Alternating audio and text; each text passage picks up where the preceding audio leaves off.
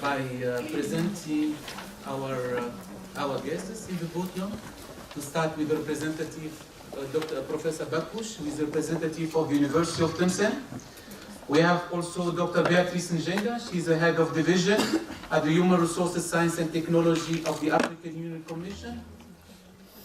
We have also Mrs. Anja Kühler. She's a representative of the BMBF of the German Federal Ministry of Education. We have Professor ZERGA and Professor JAKOB RHYNER, who are the chairs of the forums. Scientists, researchers, policy makers, private and civil society actors. So all of us, we are here to welcome, and we welcome you to the Res2Prac Forum. And you know that this forum is to promote and support applied and practice-oriented research and strategy partnership in the field of renewable energy, water, and climate security in Africa. So let's present myself. So my name is THAMEUR, and I'm a researcher mainly, and I used to be a former coordinator of the Pan-African University and working also with the GIZ as advisor for many activities, mainly the partnership. So I think that's why we are here. To end our session in the morning is mainly, so we'll have welcoming address of our guests, then we will have two keynote speakers delivered by high-caliber speakers. It's Dr. NJENGA and Mrs. Anna Ekeledo. So let's start by inviting the representative of the University of TLEMCEN to deliver the welcome address. Please, Professor Bakouche. Thank you, Shukran. Bismillahirrahmanirrahim. Bonjour. Good morning. Donc, j'ai été chargé par le professeur JAKOB à qui on souhaite l'établissement de représenter l'Université de TLEMCEN à cette conférence. Et donc, je vais lire quelques mots pour, à l'occasion de cette conférence. Donc, I will begin by thanking all the persons representative of different institutions, African, German, and Algerian, who, despite their occupation and charge, are today among us. We will start with Dr. BEATRICE NJENGA, Head of Education Division, African, Dr. Anja Kühler, representative of the German Federal Ministry of Education and Research, Dr. Professor JAKOB RHYNER, Vice Rector of UNU in Bonn and co-chair of this forum, Professor ZERGA, Director of the PAUS and co-chair of this forum. Dear colleague, dear guest, honorable assistants, dear student, I would like, on behalf of the Rector of the University of TLEMCEN, Professor Jafar Mustafa, to whom I wish a speedy recovery, and as a representative of the University of TLEMCEN, I want to say to all the guests and participants in this international conference, good morning and welcome to TLEMCEN. I wish you all a good stay in TLEMCEN. This international conference whose theme will revolve around research to practice. At the same time, I would like to thank and congratulate all the organizers of this event for all the effort made to make this meeting happen, and without a doubt, it will be successful.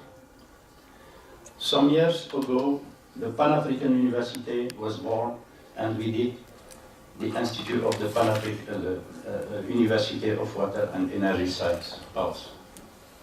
Many people and institutions believed in this project. The University of TLEMCEN is one of them. The main objective is certainly the training of the young Africans who tomorrow will take the destiny of this continent and participate in his development, particularly in the field water and energy. The product of the training not only should meet the need of all the stakeholders, but also should be quality. Have we achieved this goal? Let's ask all of us this kind of question if we want to improve. Like any training institution, research should be one of the pillars of this institute. More exactly, the applied research, which must be promoted and developed. It should deal with the problem that our continent faces in this water, in the field of water and energy sector. And good now that are many in this area. This conference should be the starter of this applied research.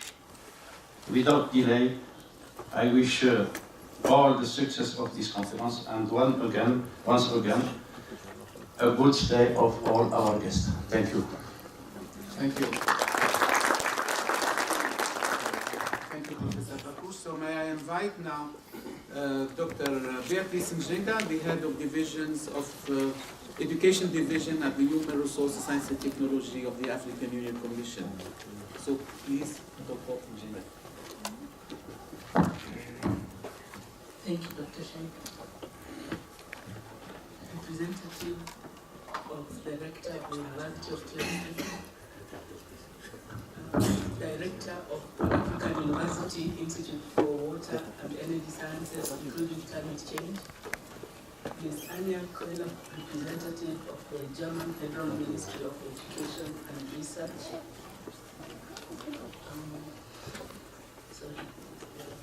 Professor RHYNER, JAKOB, Vice Rector, United Nations University, distinguished representatives from German institutions, United Nations agencies present, distinguished delegates, students, guests, ladies and gentlemen, good morning. We thank God for such a lovely day in this beautiful city. On behalf of the African Union Commissioner for Human Resources, Science and Technology, and on my own behalf, I wish to express profound appreciation to the people and government of Algeria for their cordial reception and for hosting the Pan-African University Institute for Water and Energy Sciences, including climate change. Appreciation also goes to the people and government of Germany for the multifaceted support they have continued to provide to this institute. Thank you, University of TLEMCEN, for the institutional support and for believing in the Pan-African University from the beginning. This Pan-African University institution that belongs to all member states of the African Union provides an excellent example of how productive, strategic, mutual partnership can yield tremendous quality outcomes. The organization of this conference reminds us that there's a purpose and motivation for what we do, and we must be purposeful in the business of education and research. What we do in higher education and research has meaningful impact on policy and practice. We have over 1,000 universities in Africa, private and public, covering a wide range of fields of education and research.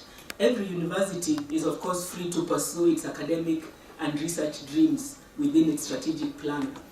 In Africa, access to university education is on average less than 10%, and it's clear that we need at least to double this figure if we are to have an adequate intellectual and knowledge capital to transform our economies, generate inclusive wealth, eradicate hunger and disease sustainably, productively manage and harness our resources, raise the living standards of every citizen, and be an influential force in the global arena as the Africa we want.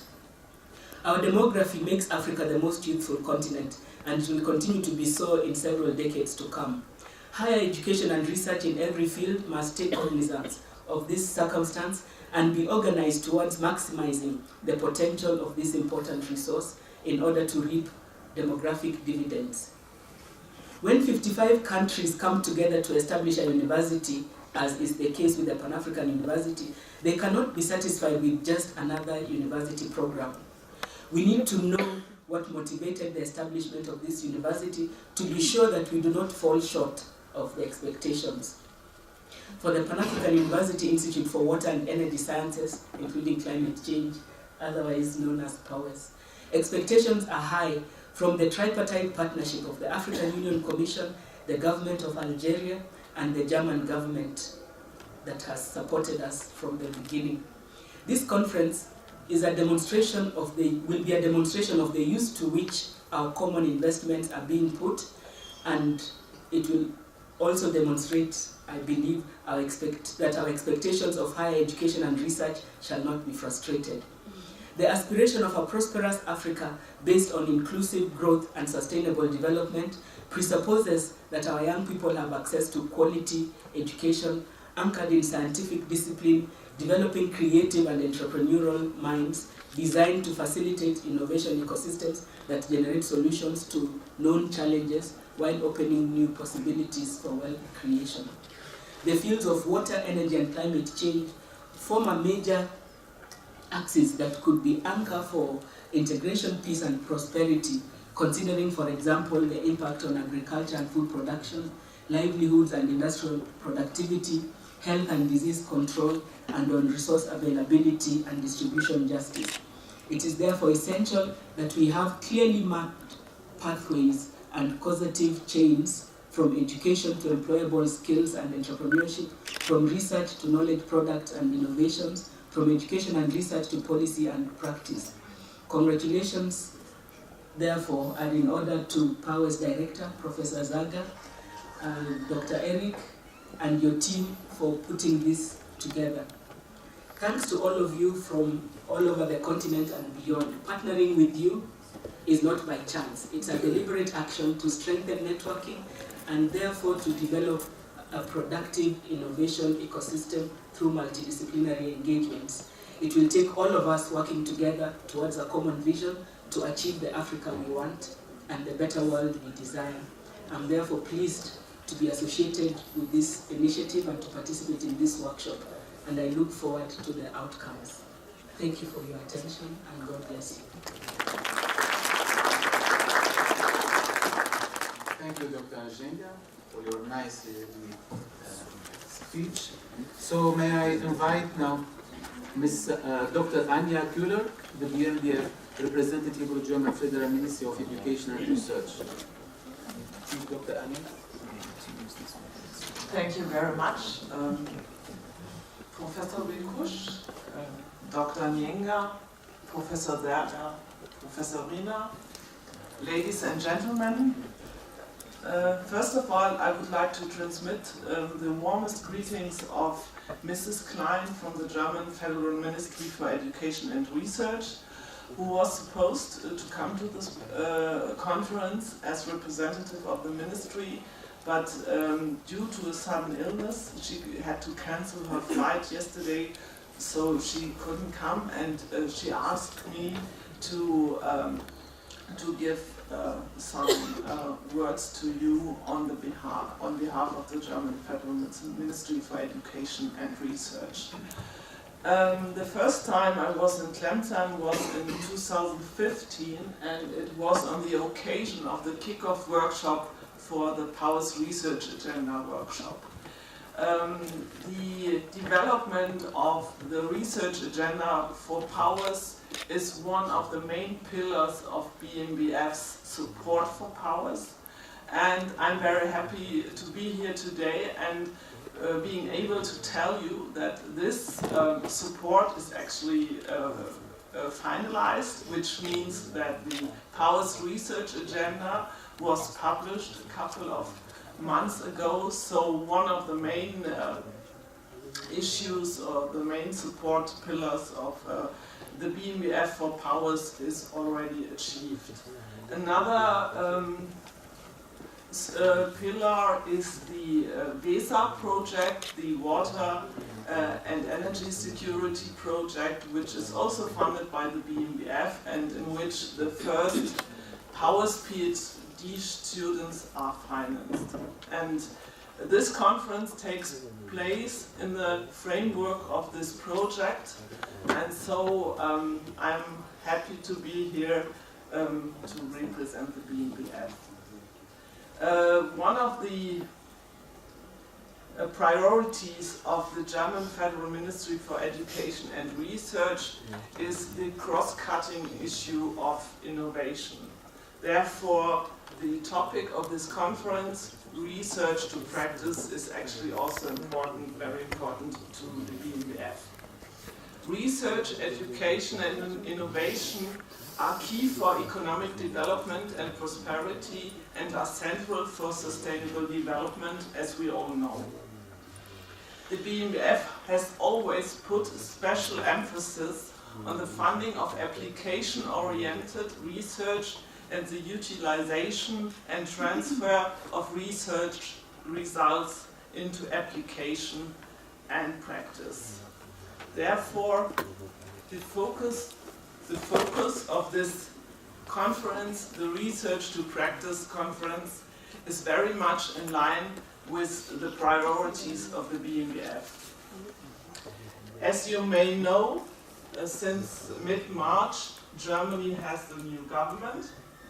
You may have followed in the international news that after our general election, the constitution of our government took unusually long, or at least it felt for us German that it took unusually long, because we have a specific mindset longing for stability and predictability, and at least it is our reputation that we get nervous when we cannot conceive plans and implement these plans according to plan. And so for us it was a very unusual situation.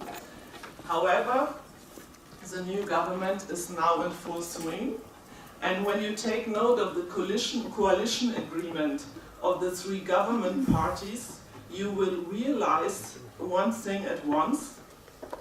The African continent is high on the agenda of the German government. The German government wants to deepen the cooperation in almost all areas with Africa. This reaches from economic cooperation, development cooperation and security cooperation to cooperation in science, education, innovation and culture. In the new legislature, the German government will direct the cooperation with African partners even more towards the creation of a sustainable framework for innovation.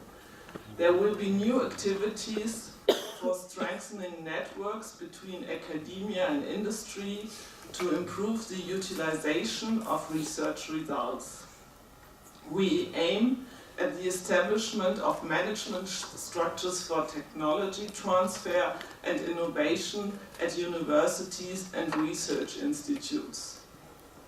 Tapping local innovations in the sense of African solutions for African challenges is an important element for the self-ownership of the African partners and will be central in the cooperation activities. Therefore, I'm looking very much forward to fresh insights into the current status of energy, water and climate research in Africa. And I hope this conference will be an open and creative fair of ideas on how to better link research and industry and how to be more successful in transferring research results into practice, and to make powers known as important player for energy, water and climate research in Africa. Thank you very much. Thank you. Thank you, Dr. Kühler. So now we want to invite the chairs of the forums to deliver their to address their welcoming notes. And we start by Professor Jakob RHYNER.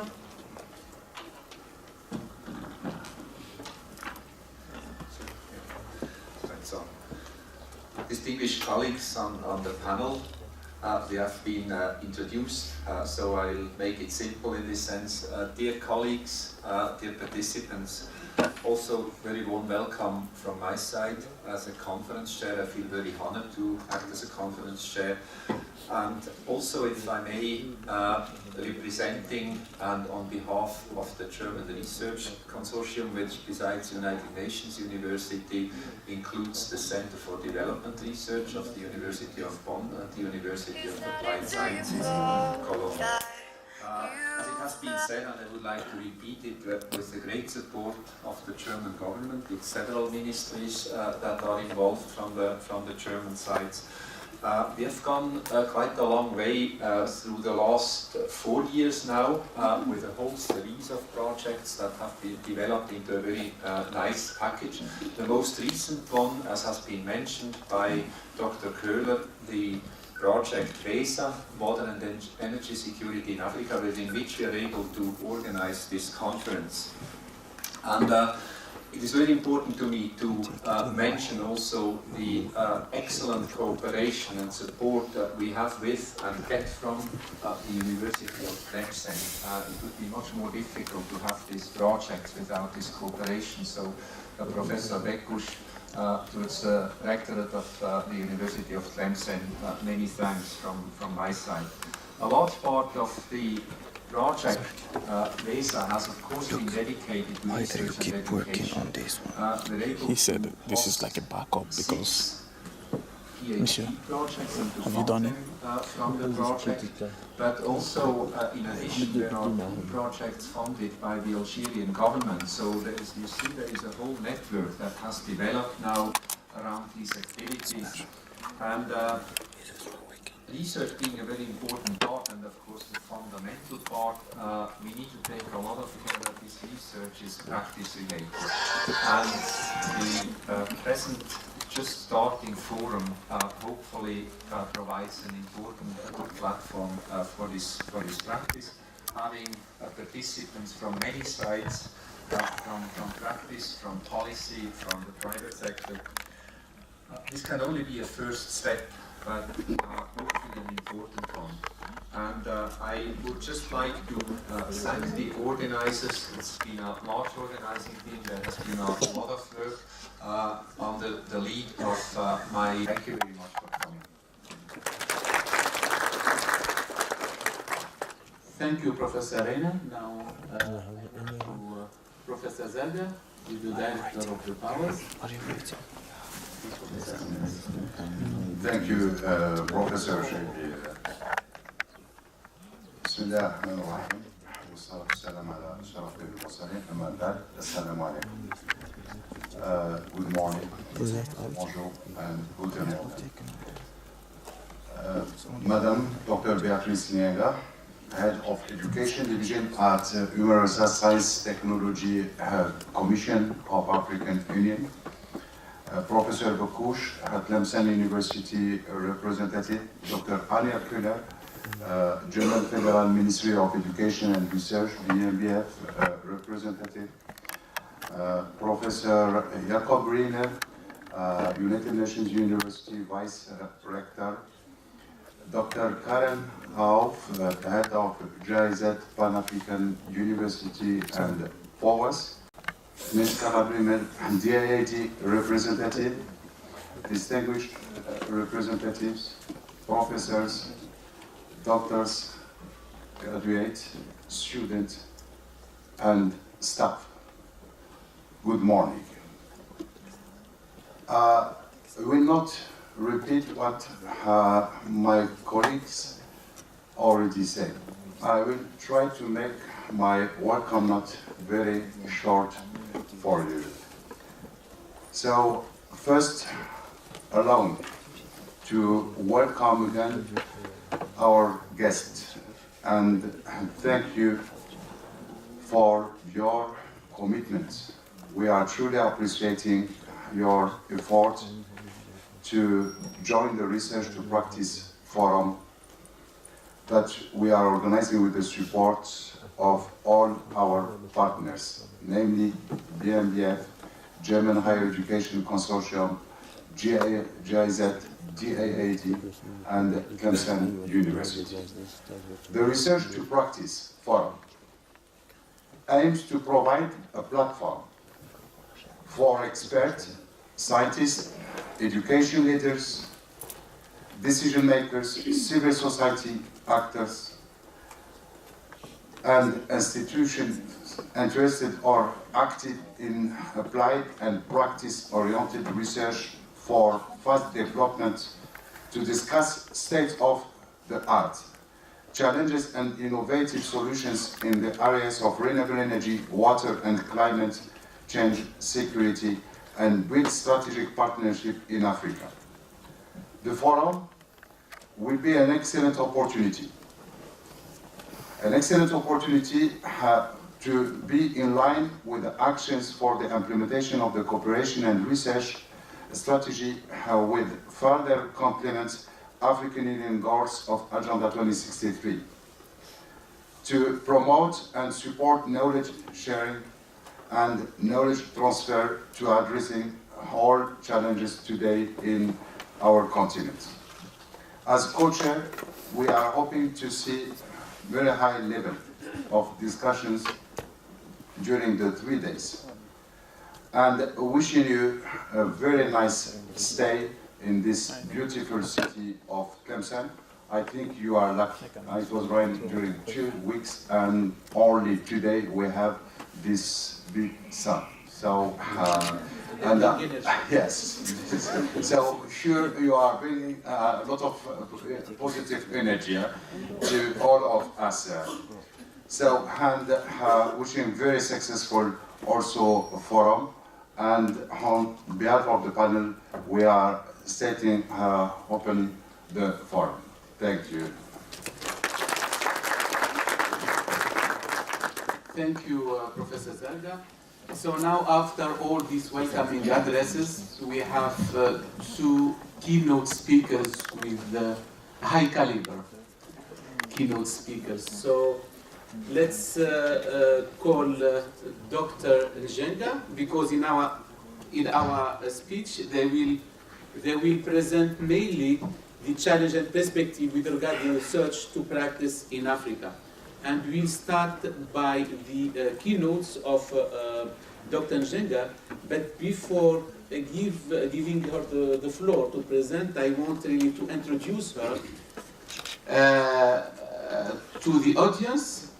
Beatrice, Dr. NJENGA, she is an educationist and environmental scientist with many years working in the area of education, environmental, and development. She's also a researcher. She has also a teacher. She has practiced also teaching at the university in Kenya. And she has been instrumental in the crafting of the continental education policy, frameworks and developments.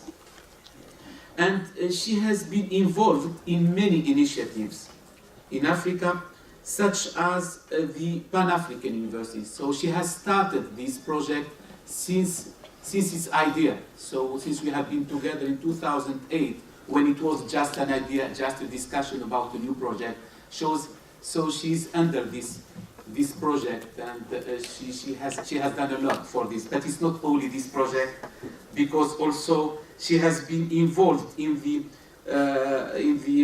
another initiative, that is the Mwalimu Nyerere Scholarship, Intra-Africa Academy Mobility Scheme, the Continental TVET Strategy, the Strategy for Harmonization of Higher Education in Africa, the Africa Quality Rating Mechanism, among others. So there is a lot of initiative where she is behind that.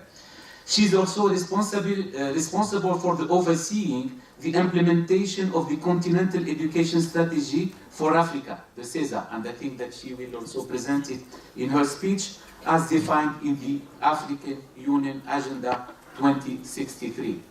So please, Dr. NJENGA, could you also present your speech? or keynote speak about this area. Thank you.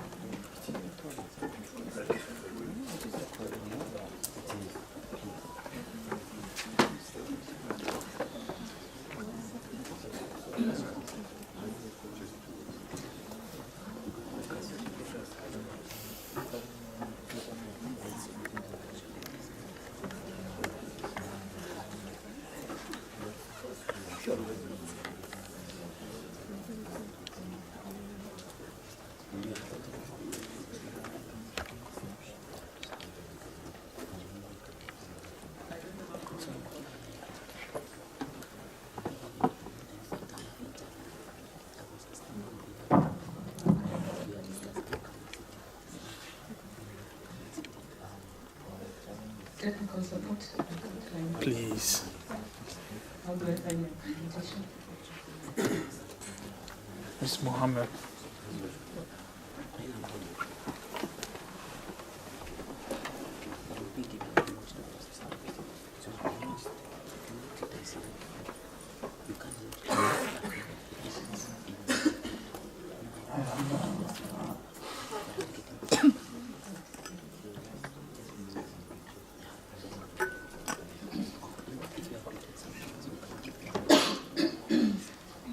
Okay, I don't know what's happening. Good morning again. I'm surprised every time someone says good morning, there's silence. I don't think this is the academic style. So I don't know if you're responding by remote control or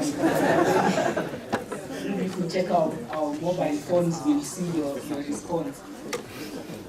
I'm not an academic and I'm not going to pretend to be one. And what I'm talking about is not academics.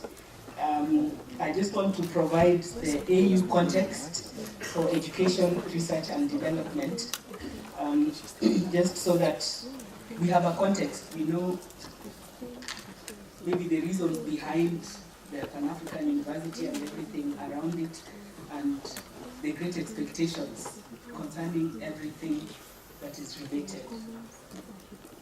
So I'll be defining the continental vision, and then maybe just a very brief overview of issues in energy, water and climate change. You're the experts. I really don't know that much about them. And the role of the Pan-African University.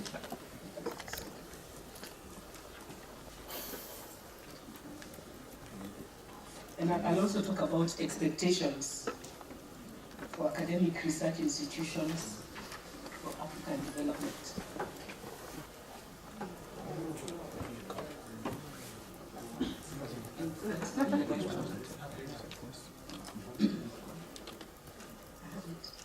I can speak, it's just that you won't be able to see it.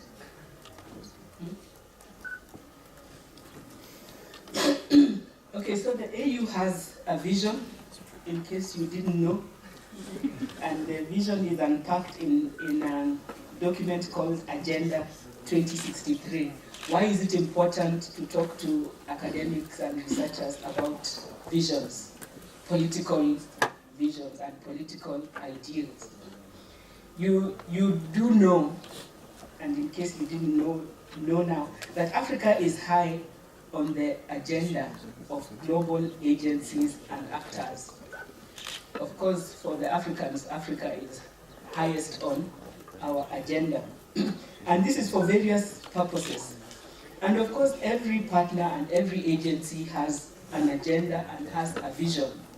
Sometimes we are lucky that they coincide, so then we have great partnerships like we have with the German partners for this particular institution. Sometimes they don't always gel, and if especially money is coming from them, we need to know what we want and where we are headed to strengthen our shall I say, bargaining. It's a bargaining because, of course, every partner has to get something out of it. But we have to make sure that we are getting at least some of what we want and what we have set out to be and to do. So the agenda, the vision of the African Union is what gives us this, what shall I say, chip. This is who we are, this is what we want, this is where we desire to be, and therefore it should influence everything we do. It should influence our partnerships, and the value of what we do has to be judged against its contribution towards this common vision.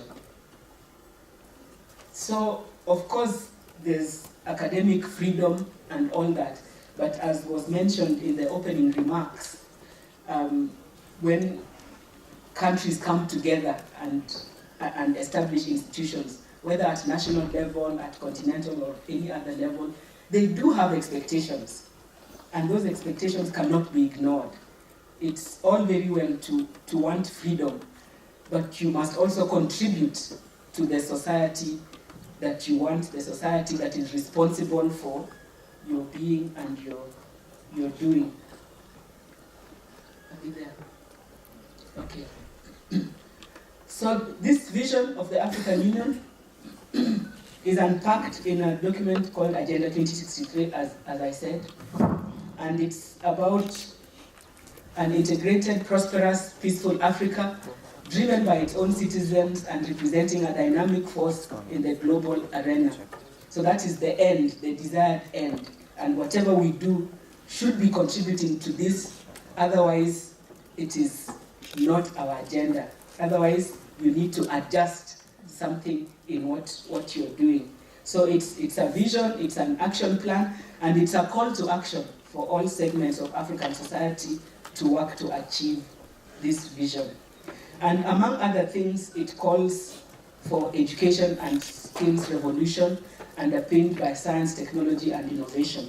So Agenda 2063 is cognizant of the role of education and research. And there are great expectations on how education and research can contribute and must contribute to the achievement of this agenda. So Agenda 2063 has aspirations. There are 7 aspirations. This is what we are saying, and if you haven't said it, somebody said it for you, because it did not just come out of a desk, out of desk work, but there was a lot of engagement, consultation, and participation from every conceivable sector of society. And in fact, the first draft document was on the internet for a whole year, just for people to write in and make their input and all that. So if you didn't contribute, it's too bad, because somebody else spoke for you, which also goes to show you that you must speak up. Otherwise, somebody else will speak for you.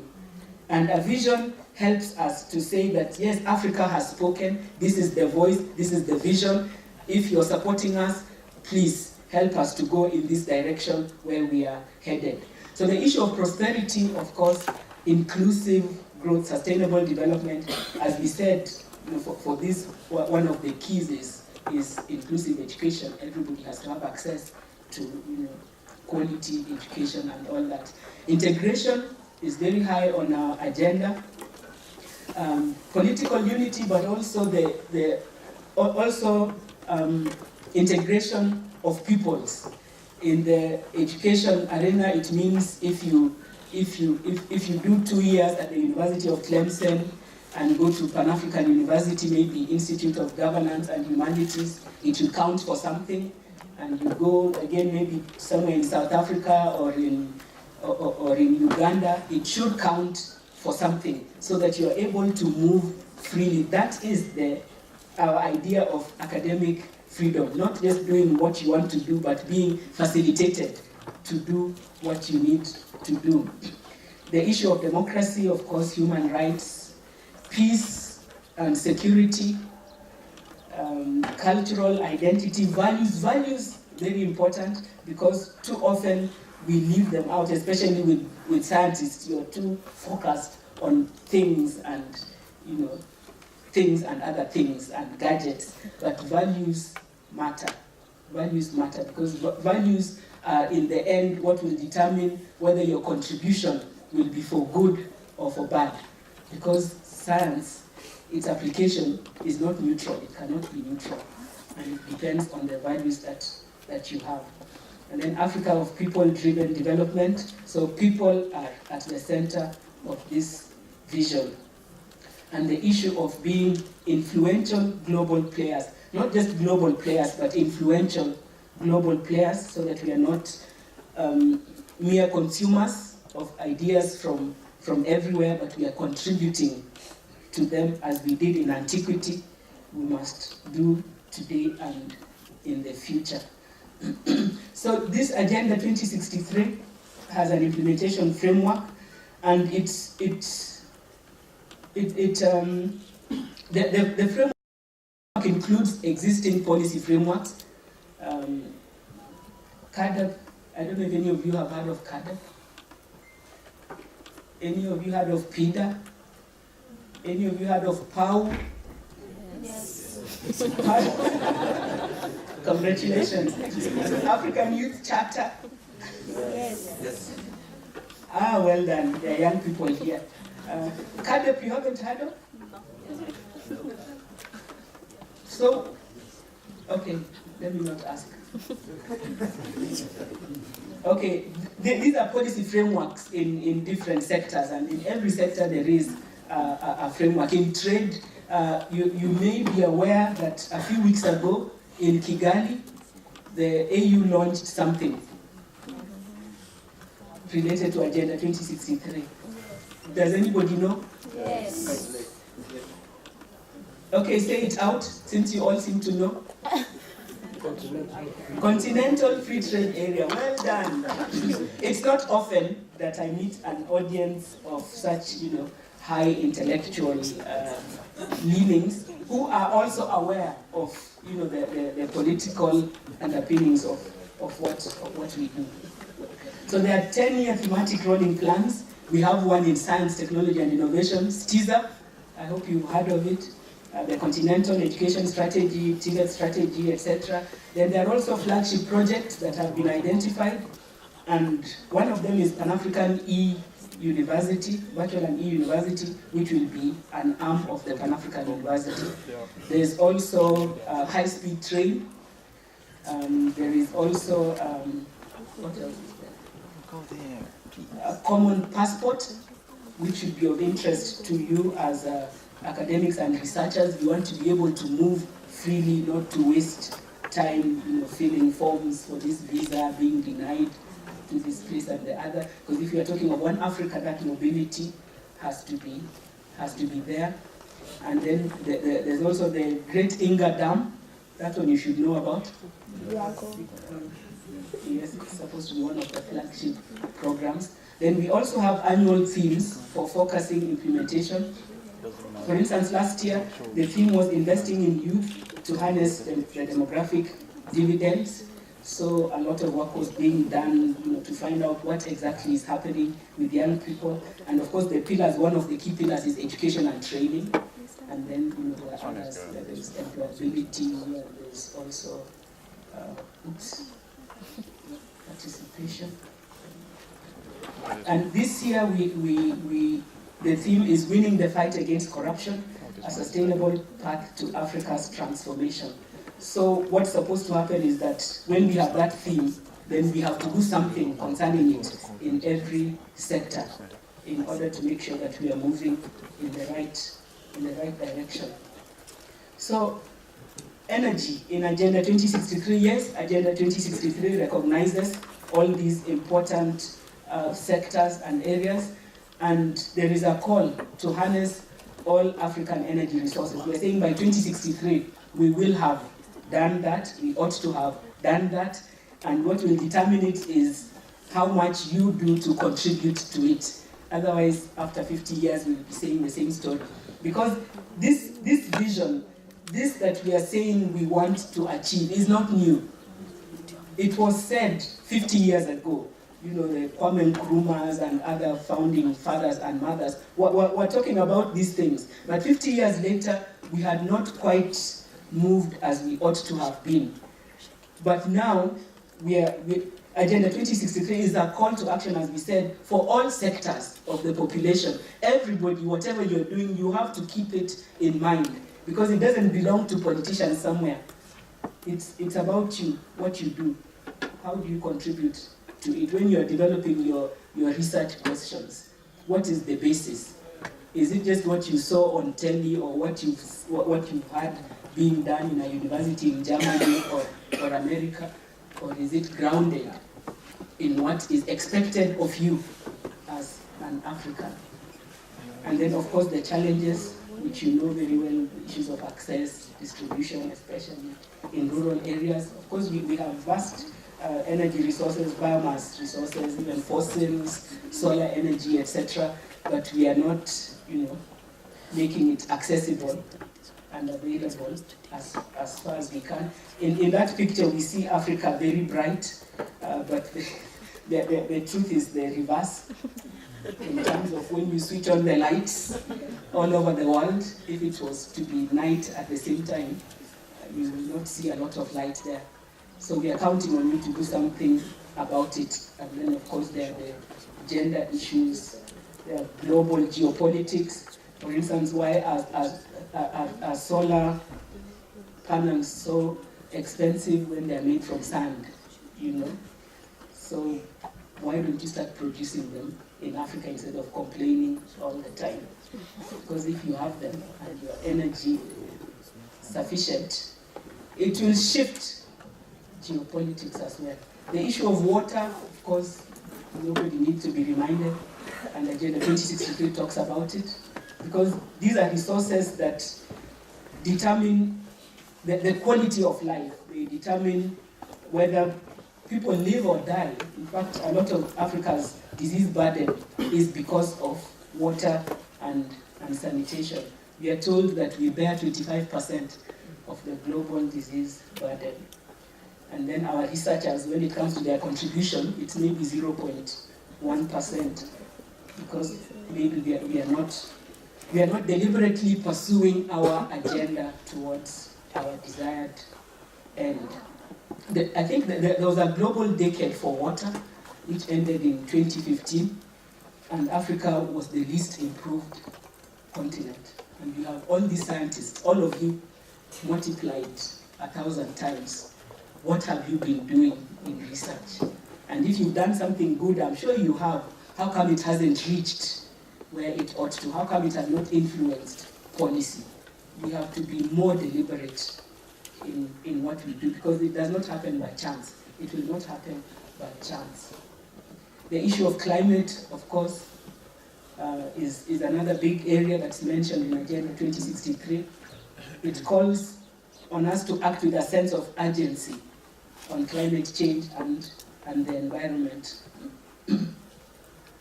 And it's expected that by 2063 we will have addressed those challenges, the issues of desertification. I was hearing somewhere that the Sahara has expanded 10% in the last 100 years. I don't know if it's true, because when it comes to climate change, there's science and science going back and forth. That we've had global warming before and nothing happened, it was reversed. We had a global freeze, maybe we are on the point of a global freeze. Give us evidence so that our policymakers can speak with confidence on these matters and engage them with that evidence, so that when somebody in a country that maybe controls much of the pollution and disaster-causing effluents and activities, when they say something, we are tempted to shift because that voice is loud. But when you have your vision in your head, you will not move until that vision is being addressed. And then when you have evidence to base what you want to do on, then all the other voices will gain in significance. The issue of loss of biodiversity, many issues in these areas of climate and environment, geopolitics and global justice. That one will take a whole week to talk about. Then there is, as I said, Agenda 2063 is implemented through 10-year strategies, sectoral strategies. And in education, science and technology, as I mentioned, we have STIZA and we have CESA, and they're all they're all based on a recognition of the role of education, science, technology, and research as important enablers for our transition to an innovation-led, knowledge-based economy. CESA calls for promotion of STEM, because before you have scientists at university, you have to have had young children doing math and physics and all that. So you have to start very early on. And the expansion of tertiary education, etc., addressing continental challenges and promoting global competitiveness. And then the science, technology, and innovation strategy has 6 areas of focus: eradication of hunger and food security, the issue of disease and well-being, protection of the environment, societal cohesion, and wealth creation. So you can see, I just want you to see also that there is internal coherence. Okay, we don't have one vision in this one direction and then you have sectoral strategies in different directions. So the only missing link, if there would be a missing link, is the scientists and researchers. Which direction are they headed? So the Pan-African University, for instance, was established with this in mind, with having in mind the important role of higher education and research. And therefore the Pan-African University is supposed to demonstrate that agency of higher education and research on social, economic, and any other type of development. Strengthening African higher education and research, addressing issues of quality, intra-African collaboration, innovation, and links with industry that was talked about even in the opening remarks. And of course, producing, I don't know what critical mass means, but it's a nice phrase that we keep using, critical mass of high quality intellectual capital. Clearly, we don't have that critical mass. But it's a dynamic thing, it's a shifting thing. Because for some of our countries, you go to America and you find more doctors there than in the country. So, that definition keeps shifting. But we have to produce a lot more so that we have enough for ourselves and for the rest of the world. As you know, our population is very youthful and other populations are aging. So to produce for the world is also not a problem. It's one of the things we should do. But we must start with being relevant for Africa. And then the Pan-African University is also supposed to serve as a model for quality education and research, developing continent-wide and world-class curriculum. World-class, not for recognition and to be told, yes, you've done well, but world-class in the sense of objectively verifiable quality. Development-oriented research, etc., enhancing attractiveness of higher education, of African higher education, because we are saying, by 2063, students around the world will be wanting to come to African universities as a first choice. And it's your responsibility to contribute to that as students, as professors, as researchers, facilitating networking, and invigorating dynamic and productive partnerships with public, private sector, civil society, etc. So that shows a schematic of the Pan-African University, for those who may not know. The thematic areas are, of course, those that are important within the vision of the African Union: water and energy, life and earth, which encompasses many things, governance, not to forget, because sometimes with a focus on STEM, we forget that technology cannot be useful and usable except that you make the linkages. That is to do with social sciences, understanding the way the societies work, making sure there's peace and distributional justice of some of these things and all that. So the rectorate of the Pan-African University is currently in Addis Ababa, but it will be moving to Cameroon. We just signed the hosting agreement, I think, a week ago. So there's a slide here on powers. I'm sure you all know what's happening in powers. So what are the expectations from higher education and research? I think as I've spoken, I've already told you that expectations are very high. Expectations are very high. In 2063, when people look at the state of water and energy resources, what will they say concerning the scientists and researchers of today? Will you be a footnote for having done the same, for having failed to, to convert what you do in the lab to what is useful out there, to convert the vision to, knowledge production that makes a difference? You have to think about these things. Even as scientists, you have to be somewhere a politician.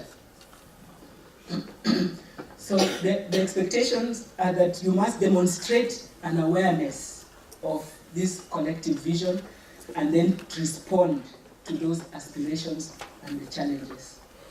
So the issue of quality and good governance, action-based research links with industry, these we've already said, they must be done rather than just talking. So if you have an example in Pan-African University, that is what we are looking to see. How do we then spread this good example to other institutions so that it becomes a regular way of doing things? And also, sometimes we are challenged by money for research, especially government money in Africa. It's also a responsibility of scientists and researchers to demonstrate the value. You have to demonstrate the value of what you do. Because in Africa, heads of state have already committed to investing at least 1% of GDP to research and development. But up to now, I think only 3 countries are anywhere near that 1%. And yet it should go even further. Japan, for instance, I think spends 3 to 4%, but many other countries are across the world are at about 1%. So knowing that they've taken that decision, and knowing that they are not implementing it, then go to them and say, yeah, we know the disease burden is because this water resource is blah, blah, blah, and here is a way out, but we need this much money. Relate with the real world. This is a call to relate with the real world. And then global visibility, because they say that Africa is just a consumer. What you're producing is not visible. How do we make sure that it is visible and it influences what they do elsewhere? So all these are what has been said before, and I'd like to say them again. Promoting gender equity, also very important. I'm happy to see a handful of young women, but it's not enough. We have to do better than that. I'm happy to see that most of you, all of you, okay, most of you are young, which is good. And then monitoring, evaluation, and documentation of progress and impact. Very, very important. Because if you forget the good you've done, then you might as well also not have done it. Because it means you did not take it further and make a difference somewhere. Documentation. So this one, the slide is about powers research. I think you know about powers research. And then the goals of the Research to Practice Forum. I think you also know for this forum. I think it's the first one for powers, and it's to look at the state of the art, to exchange knowledge, explore modalities for collaboration, form new partnerships, encourage each other towards the common vision, and then also, of course, a platform for students to present scientific inputs. I'm looking forward to hearing that, what you've been doing. So the expectations of you are very high. Make sure that you contribute to making a difference and not just be a statistic among those who also did research, also went to school, also were alive in 2018. Counts for something in 2063. Thank you for listening. Thank you, Dr. NJENGA, for a very interesting speech. I think that all the audience now they are aware of, and they are very, and they know about what is the programs that the African Union Commission and what is this Agenda 2063. I think that as Dr. NJENGA said, there is a lot of expectations, and we are relying really on all the initiatives that has been done by the AUC or any others really to reach our goals, and mainly the one with Agenda 2060. So now we are moving to the second speakers, and let me introduce her. She's Mrs. Anna. She's currently heads the Africa Labs Foundation and leads its partnership programs and strategic objectives. She's a technology enthusiast with experience in the social impact, ICT, finance and technology, and digital media sectors. Prior to joining Africa Labs, Anna has been involved in Pioneer Valley's impact-driven projects, such as the annual Science, Technology, Engineering and Math STEM programs for teenage girls for the Visiola Foundation in partnership with Intel and Young Engineers, and also work as a certified digital marketing trainer, training on behalf of several organizations. So Anna also had the Nigerian business activities of NJENGA, a French global financial technology company. She's very passionate about leveraging on technology for social impact and inclusion, creating social and economic opportunities for all. So, Mrs. Anna. Okay, thank you very much. Good morning, ladies and gentlemen, distinguished ladies and gentlemen. Thank you for having me today.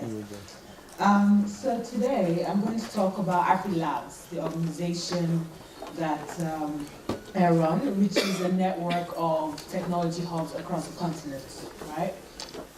So just a big background about AfriLabs. AfriLabs was founded in 2011 with just 5 hubs, right, across 4 African countries.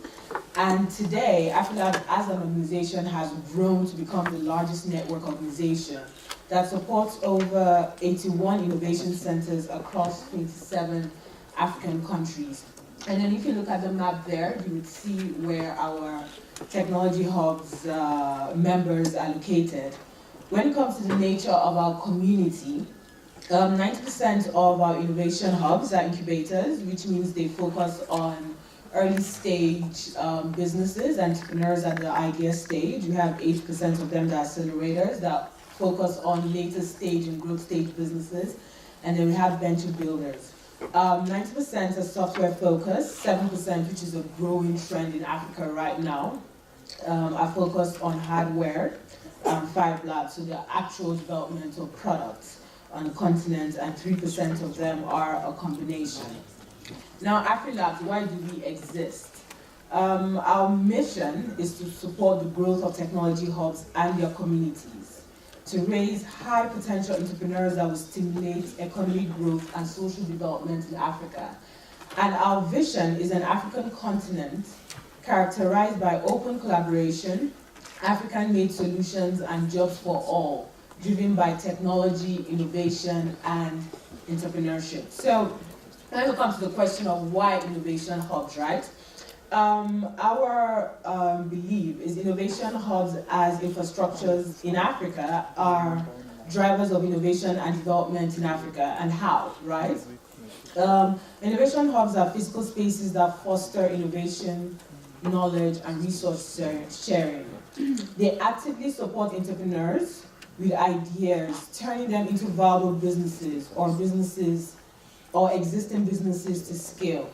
A lot of innovation hubs, considering the infrastructural problems that we have in Africa, such as no access to energy or low broadband connectivity, for example. These innovation hubs provide basic ICT infrastructures for entrepreneurs, such as internet and other technology tools and equipment that entrepreneurs can use. These innovation hubs are creators of innovation clusters that drive economic and social development through collaboration by engaging various players of the ecosystem, such as entrepreneurs, developers, academia, government, investors, corporate and development agencies. They are also very strong advocates for bottom-up enabling policies for entrepreneurship, innovation, and development. For example, next month we have a coming together of all our hubs in Kigali that is to come and speak about driving enabling policies at a Pan-African level for entrepreneurs and innovators. So that's something that we're very passionate about. Understanding the fact that we do need the rights and enabling policies to drive entrepreneurship and development in Africa. They play a very active role in skills development as well as creators of jobs for African youth.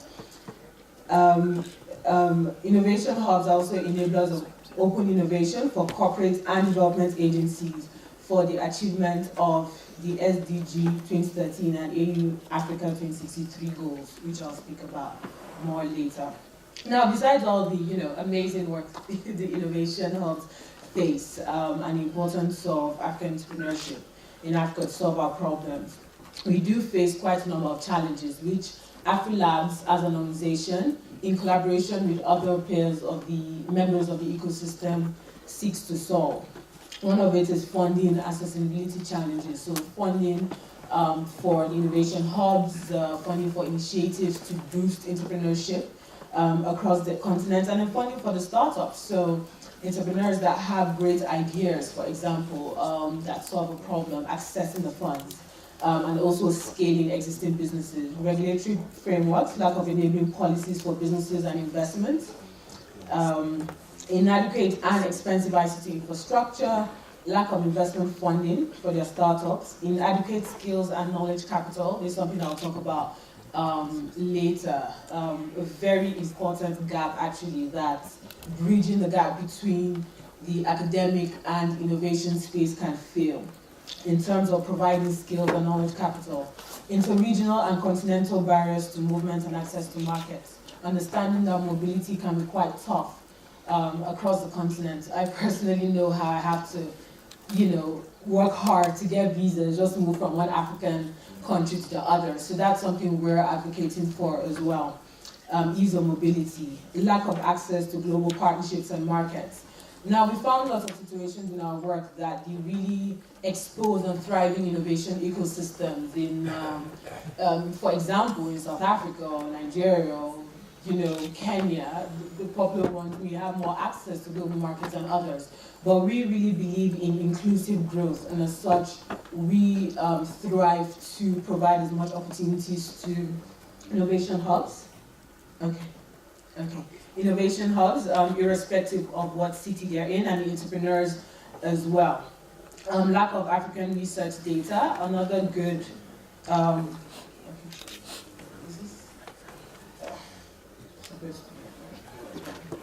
Okay. It's not working, but it's okay. Yeah. Okay, that's fine. Thank you. Lack of African research data, another great opportunity for innovation hubs and the entrepreneurial ecosystem and academia to collaborate on.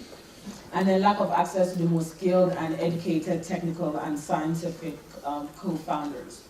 Now, as AfriLabs an organization, how do we work with the innovation centers to tackle these challenges? One of it is through capacity building. So we run a lot of workshops, both virtual and physical workshops, both for entrepreneurs, for aspiring entrepreneurs that want to go into the entrepreneurship space, and for innovation hubs as well. So we run webinars, workshops, and we share a lot of resources, either from development partners like the UN or World Bank, or content that is developed in-house by innovation managers or from universities in a city. We have a lot of events. We found that events are very strategic platforms for building collaborations, for having these conversations and coming up with great strategies to implement, just as we are here.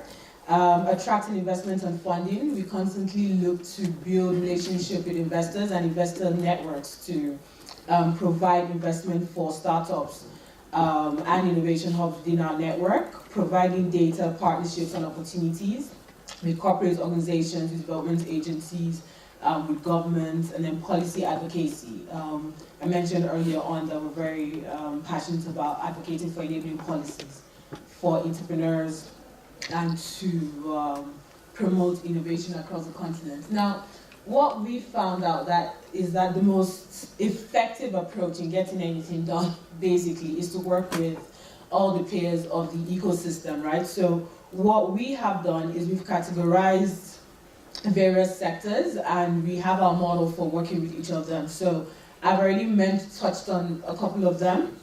At the basic level, at the heart of everything we do at entrepreneurs, for the entrepreneurs within our network, right? And after the entrepreneurs, we have the startups that are made up of the entrepreneurs that go ahead and build a business, and then the hubs that support the entrepreneurs. Now, in the broader ecosystem, we have the investors, which we engage to promote investments into the continent and for African startups. We have foundations as well, who provide startup and grants for hubs. We have development agencies and corporate CSR who work with us on capacity building and grants as well. We have the government as well, which we constantly advocate for enabling policies and infrastructure, so increased infrastructure to promote innovation within the African cities. And then the corporates as well. So corporate, we work with organizations, for example, like Facebook and Microsoft and other corporate organizations that can either provide tools or platforms and technologies that startups normally would not have had access to because they're too expensive or too advanced, and then they provide these technologies to support startups within our network. And then, of course, academia. Now, I put there, particularly for this conference, that our engagement with academia, which we are building on the platform of talent development, talent skills development, and research data is underutilized at this point, and it is our desire that we do take it to the next level. Now, in terms of engaging the academia, one model that we actively promote is the model of open innovation, right? When we're talking about turning research into practice. The term open innovation was coined by Henry Chesbrough, right, in 2003. And it is the use of purposive inflows and outflows of knowledge to accelerate internal innovation and expand the markets for external use of innovation. So basically what used to happen about, 20, 30 years ago in the past was that large corporate organizations or agencies that had problems to solve would, set up an R&D department and have all their researchers in-house and develop all the ideas in-house, right, and turn them into products. So there was a very linear method of the research investigations happening in-house, the science and technology base being inside the organization, and then going through a development stage, and then coming out with new products and services, right, which serves an existing market. However, over the past couple of decades, a lot of organizations have moved more toward an open innovation model, which is a model that we really advocate for, because we believe that not all, an organization in itself with limited resources or limited resource persons or personnel cannot come up with all the solutions that it seeks to address. And this also applies in any nation or continent, in the continent of Africa. So the open innovation model, moving from the closed innovation model, is sourcing innovative ideas through internal and external sources. In this case, in the context of innovation, entrepreneurship, and research, from entrepreneurs, startups, academic and independent researchers, and turning them into viable businesses through commercialization of ideas and research output. So if you look at the new model of open innovation, you would see that there's an internal technology base, which is the R&D departments in either an agency or an organization or corporate.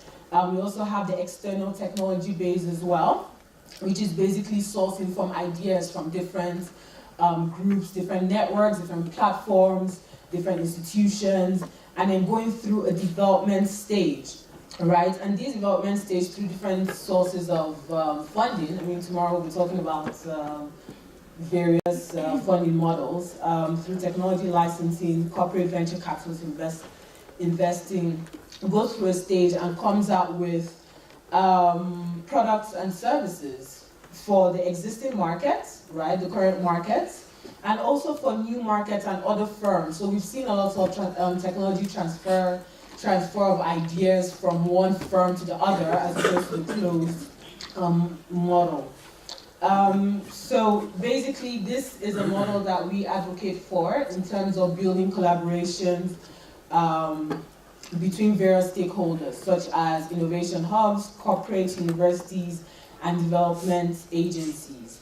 And one of the very practical ways that these practice of open innovation occurs these days is one, which we also push to encourage as well, is the setup of open innovation hubs in universities that serve as external R&D centers for corporate development agencies and the government, connecting directly to researchers and research data for business development and benefiting from the talent pool from the university. For example, we have IBIS Africa, which is hosted in Strathmore University in Nairobi, Kenya. We have Bernard here, who will be speaking more about Strathmore University on the third day, so I'll leave him to it.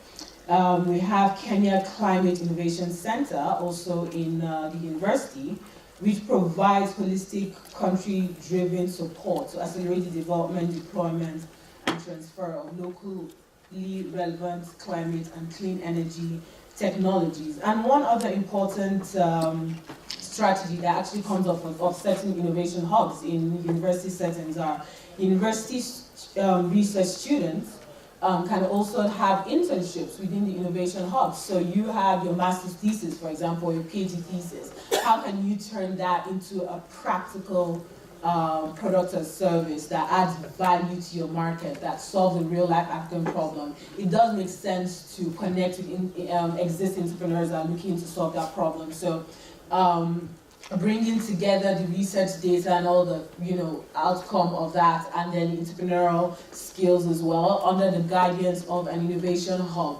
that provides capacity building, mentorship, access to investors.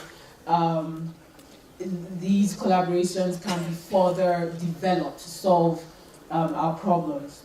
Another way through open innovation occurs quite popularly among on the continent right now, increasingly rising, is through events, competitions, open innovation challenges, and research and collaborative grants focused on first identifying and then turning research ideas to sustainable, innovative businesses that solve corporate or developmental challenges. In the past, we've had a couple of hub members, for example, that have worked with the UNFPA to find innovative solutions in the health sector. We have Innovation Prize for Africa, a very popular challenge that runs every year, and they have awarded a couple of grants to research students within the university that had innovative solutions that could be commercialized in the market. At the moment, AFRILAB is actually supporting a challenge called the Postcode Lottery Green Challenge, which is a global challenge, one of the world's largest competitions in the field of sustainable entrepreneurship, right? And in this case, green startups from all over the world can submit their promising sustainable business plans. And the winner, which is the top winner, there are 3 categories, wins about £500,000 to further develop their product or service and bring it to the market. And then finally, which is one way that AFRILABs and our network members are always looking to build, is the collaboration between platforms and networks. And on this, I'll give my closing statement to say AFRILABs is inviting all scientists, university research, entrepreneurship, and private networks to collaborate with us and our network members, tying this to the Agenda 2063, which is one of the major reasons why we're here. I believe that if we come together and collaborate on different fronts, we can truly achieve our vision of an integrated, prosperous and peaceful Africa, an Africa driven and managed by its citizens and representing a dynamic force within the international arena. So, thank you.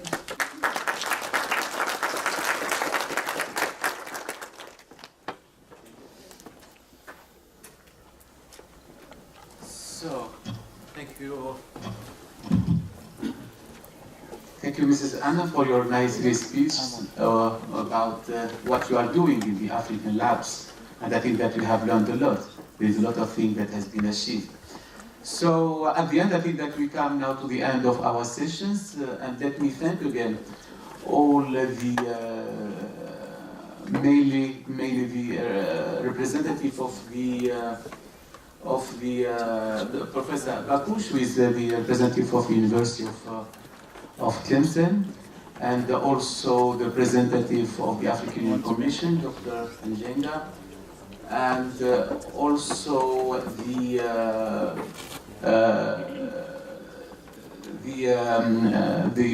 organizer of this the forum, Professor ZERGA and Professor JAKOB, and also our partners, the BMBF, really, who have supported a lot, mainly when it comes to the research work for the powers. And also I wanted to thank all the audience, our students, our guests for attending this important event. So before, I think that before finishing, I wanted to invite you to have a group photo outside before the coffee break. So I declare this session is closed. Thank you so much.